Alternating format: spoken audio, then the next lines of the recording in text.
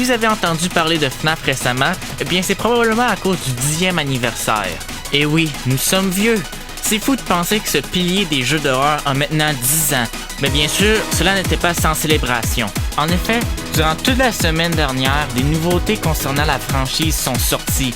Des jeux, des livres, des démos. Mais ma question aujourd'hui, c'est est-ce que ça valait le coup? Eh bien, découvrons ensemble pendant que je décris mes pensées sur les annonces de l'anniversaire de FNAF. Mais avant ça, je dois jouer aux jeux qui ont été sortis. Je savais que je voulais faire une vidéo dessus, donc je me le suis laissé pour maintenant. Je n'ai littéralement regardé aucune vidéo sur ces jeux, donc ce sera une expérience complètement nouvelle pour moi. Bref, commençons!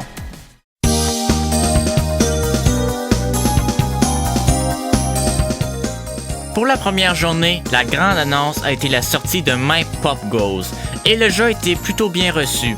C'est un jeu très simple. Votre but est simplement de garder Pop Goes en vie. Toutefois, pour atteindre cet objectif, il faut simplement appuyer sur 3 boutons. Comme vous pouvez vous imaginer, ça devient répétitif assez rapidement. Il y a aussi des mini-jeux, mais ils ne sont pas originaux et sont rarement fun. Leurs instructions sont si horriblement expliquées. Mais bref, voici quelques clips drôles et ou intéressants de mon gameplay. Ok, donc première impression pour le moment, c'est très simple. Je dirais pas que c'est ennuyant quand même. J'espère que c'est quand même pas juste ça le jeu. Je dirais pas que c'est ennuyant quand même. Pour être honnête, c'est très ennuyant. Genre, je suis juste rendu à 2 journées puis je suis déjà tanné. Genre, y'a rien. Y'a absolument rien. Quoi? Il me dit même pas que je peux me déplacer. Ok, je pense que ça c'est mon mini-jeu préféré, mais ça reste tellement ennuyant. Puis honnêtement, la pire partie, ça dure trop longtemps. Ça c'est juste un problème avec le jeu en entier. Tout dure bien trop longtemps pour ce que c'est. Ma recommandation pour ce jeu, ce serait gardez votre argent, honnêtement. Je dirais pas qu'il vaut le coup. C'est un jeu mignon. C'est la même façon que je peux le décrire. Mais pour 5$, juste acheter Pop Goes Arcade.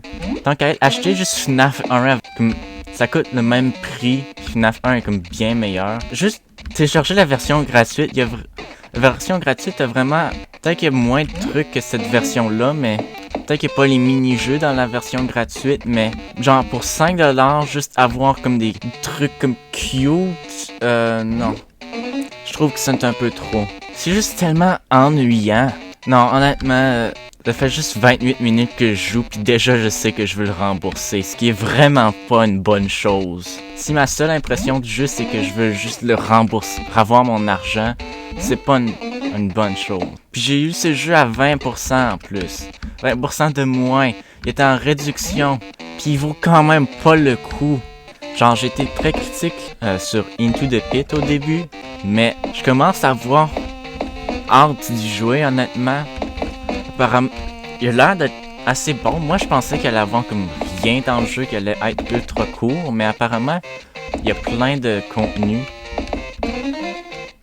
Donc ça a l'air cool. Honnêtement, j'ai 3$. C'est le prix que je dirais qui est correct pour ce jeu. En bref, My Pop Goes est horriblement mid. C'est autant mauvais que bon. C'est un début très décevant au 10e anniversaire.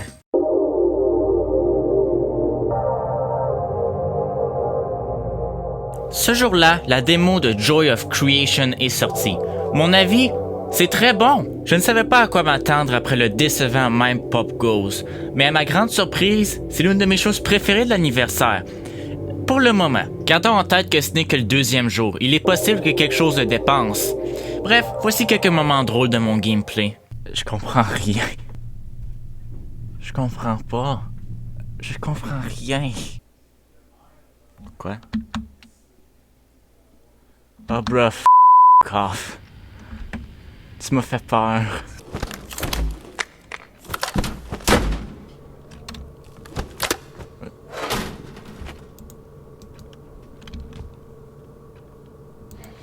Je pense pas que je t'ai pas vu, Freddy Fazbear. De quoi, how? Y'a rien. Quoi? Y'a rien. Oh. Il y a quelque chose. Je sais pas si c'est à cause de mes graphiques, mais Freddy a l'air vraiment brillant, ce qui est un peu étrange. Ah, tu peux te retourner là. Bonjour, Freddy.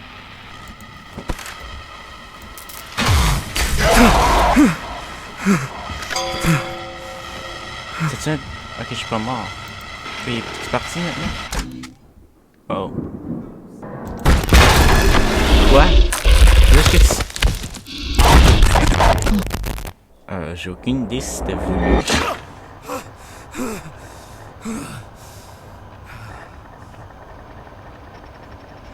Bon, enfin tu me donnes des instructions. Ok, maintenant que le jeu m'a vraiment donné des instructions... Oh mon dieu! Il a fait le truc, il a frappé. Oh non, ça c'est pas Freddy.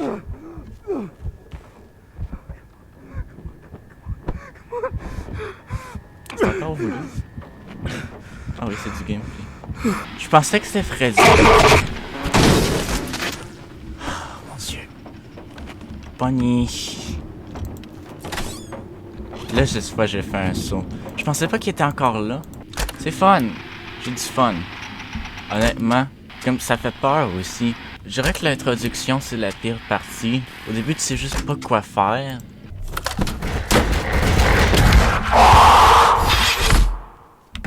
Hein? Bref, je ne mettrai pas Joy of Creation sur ma liste parce que ce n'est qu'une démo, mais je vais définitivement jouer au jeu complet quand il va sortir. S'il y a un défaut qu'il faut vraiment fixer pour le jeu final, c'est d'expliquer mieux aux joueurs ce qu'il peut faire. Ce n'est qu'en faisant le montage maintenant que je réalise que je peux recharger la flashlight moi-même. Le jeu ne m'a littéralement jamais dit ça et je ne crois pas que j'aurais pu deviner moi-même. À part ça et le fait que le jeu n'est pas bien optimisé, j'ai quand même eu du fun avec Joy of Creation. À présent, regardons si quelque chose va le surpasser.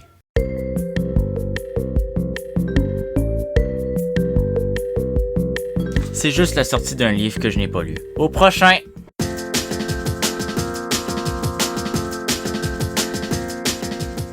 L'interview est intéressante. Si vous ne saviez pas, il y a quelques années, le YouTuber Dawko et Scott Cawthon s'étaient lancé un défi. Si Dawko pouvait battre le mode 50-20 dans Ultimate Custom Night, Scott serait prêt à faire une interview avec lui. Comme vous pouvez deviner, Dawko a réussi. Nous avons donc eu l'interview avec Scott Cawthon, où Scott raconte son périple avec la série. Et maintenant, pour l'anniversaire, Scott a décidé de faire une deuxième interview avec Dawko. J'ai toujours été un grand fan de la première interview. Elle nous avait révélé beaucoup de trucs intéressants à propos du développement des jeux, et j'ai toujours trouvé que c'était cool. Personnellement, par contre, j'ai trouvé la nouvelle un peu décevante. Vu que Scott n'a plus autant d'influence sur la communauté depuis, Ultimate Custom Night, j'avais l'impression qu'il n'avait vraiment plus grand chose à dire. L'interview était quand même fun, mais n'était définitivement pas mon truc préféré des célébrations.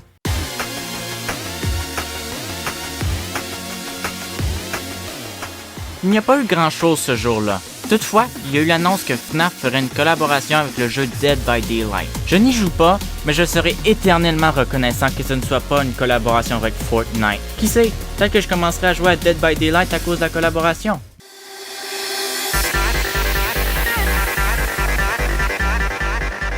Ce jour-là, Steelwool a annoncé le prochain jeu FNAF, Secret of the Mimic.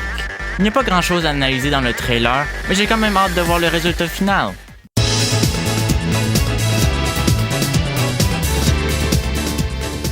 Contrairement à ce qui vient juste d'être montré, Five Laps at Freddy's n'était pas le seul jeu sorti aujourd'hui. Oui, à ma grande surprise, Into the Pit a sorti en avance. Au départ, il n'y aurait eu que la démo de Five Laps at Freddy's qui aurait sorti, mais Mega Cat Studios a décidé de sortir le jeu un jour en avance. Je ne suis pas un fan de ce choix, mais je peux rien y faire. Bref, commençons donc avec la démo de Five Laps at Freddy's. Je m'attendais vraiment à détester ce jeu, mais j'étais heureusement surpris. Bien entendu, il n'est pas parfait, mais j'ai littéralement entendu des histoires d'horreur sur ce jeu.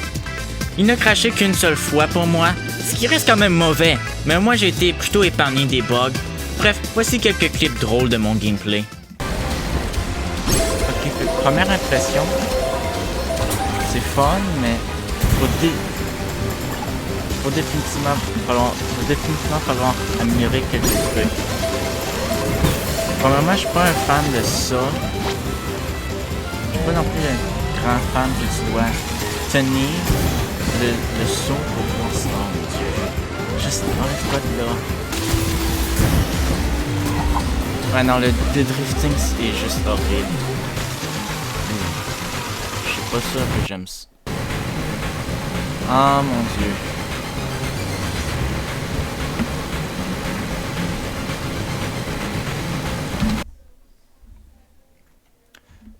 Bon, premier crash. Oh mon Dieu.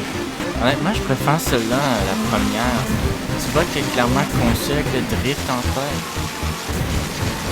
Comparé à l'autre où si tu utilises le drift, là, je suis complètement mauvais.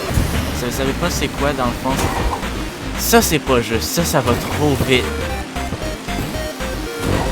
Vous devez changer ça, c'est pas possible. Quoi? Oh mon Dieu. Sors-moi de là! Non!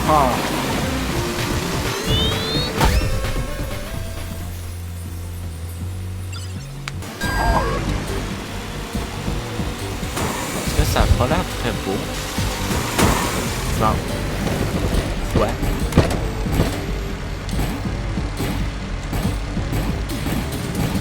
Moi, je peux voir maintenant ce qu'ils veulent dire.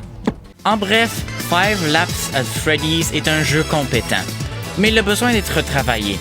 Il a beaucoup de problèmes. Bref, pensons à ce que vous avez probablement le plus hâte de voir, Into the Pit.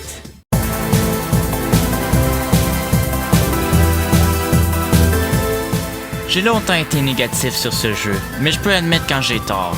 Et maintenant, la question est, est-ce que le jeu est bon? Eh bien, ouais. Je m'attendais à ce que le jeu soit très court et que le gameplay soit ennuyant, mais mes deux prévisions ont été mauvaises.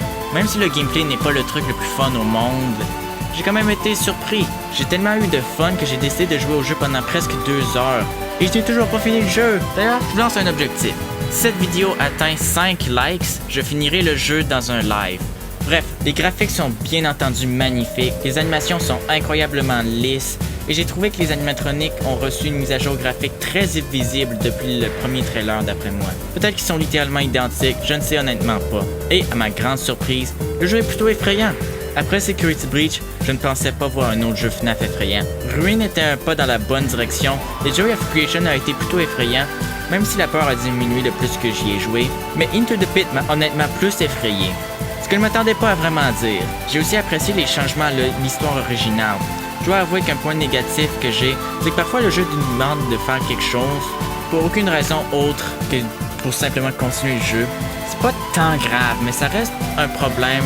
J'ai pas pu finir le jeu pour le moment, mais je vais définitivement y rejouer. Je mettrai le jeu tout en haut de bons jeux pour maintenant. Je changerai peut-être le jeu de place quand je finirai le jeu, si c'est nécessaire. On verra. Bref, voici des clips drôles.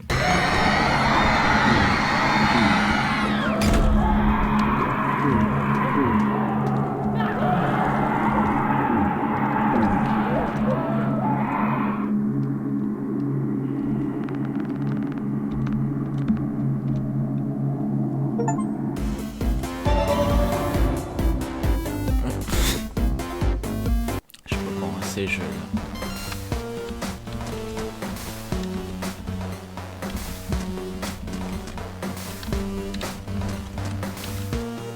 C'est pas soi.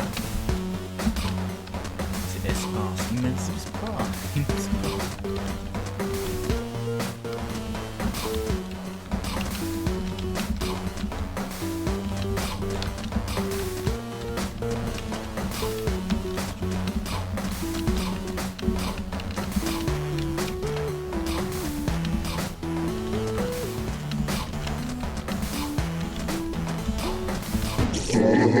Dieu, 5 minutes, bon sang. Ça a pris bien trop longtemps. Nouvelle musique.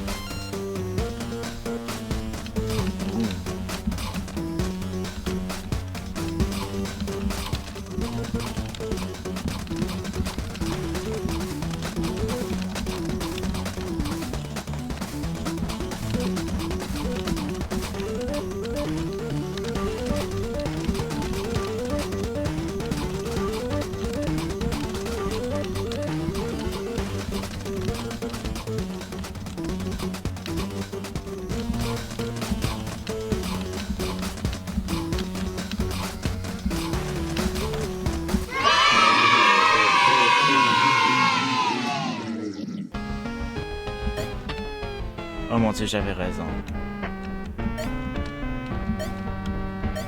Je sais pas s'il y a quelque chose dans les autres niveaux aussi.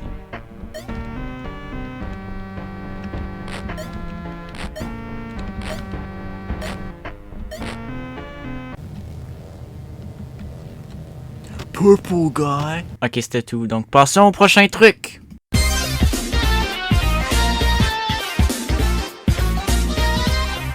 Ok, donc je viens juste de l'apprendre, mais Scott t'a montré plusieurs images qui montrent la construction des animatroniques, et même une page entière du script. Plutôt cool.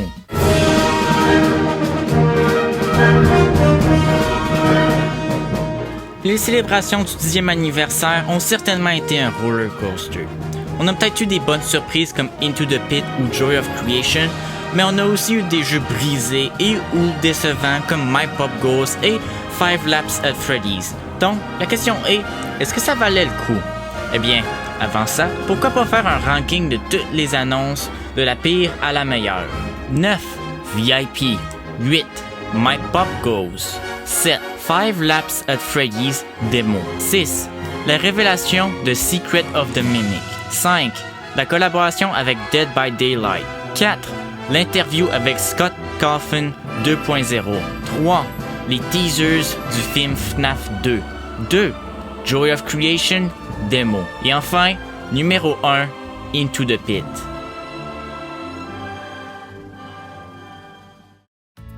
N'est-ce pas étrange que le jeu qui m'intéressait le moins a été le meilleur? Un truc que je veux que vous compreniez, c'est que juste parce qu'un truc est en bas du classement ne veut pas dire que c'est mauvais. Eh bien, à part My Pop Goes, le plus que j'y pense, le plus que je déteste ce jeu et que je suis énervé par l'audacité des développeurs de vendre ce jeu pour 6$. Mais bref, est-ce que tout ça valait le coup? Eh bien, oui. Malgré les quelques trucs décevants, j'ai trouvé que le bon surpassait le mauvais. Non seulement ça, mais je serais prêt à dire que la franchise est dans son meilleur état depuis L.Ted 1 en 2019. Ouch! Ça, ce n'est pas une bonne chose. Le fait que les 5 dernières années de FNAF ont été médiocres ou mauvaises, c'est très mauvais. Mais au moins, pour une fois, je suis optimiste à propos de cette franchise. Si 2023 était l'année où FNAF réparait les dégâts monumentaux que Security Breach a causés, 2024 est l'année où FNAF peut enfin s'en remettre. Qui sait, peut-être que dans un an, je ferai une suite à ma vidéo sur l'état de FNAF. De plus, j'ai vu quelques personnes qui n'en ont probablement rien à faire de FNAF, qui ont aimé, voire adoré Into the Pit. J'irais jusqu'à dire que Into the Pit a eu la meilleure réception positive depuis le tout premier jeu. En bref, j'ai très hâte de voir ce qui s'en vient pour FNAF et j'espère que le futur de cette franchise sera beau.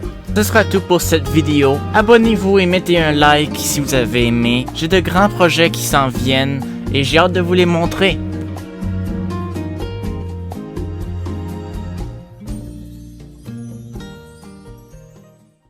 Quoi, vous pensez que j'avais oublié?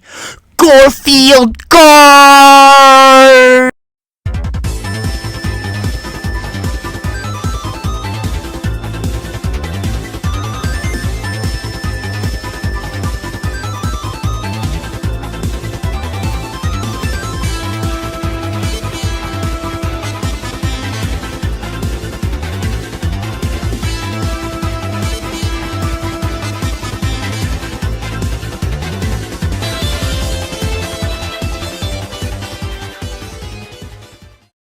C'est lui.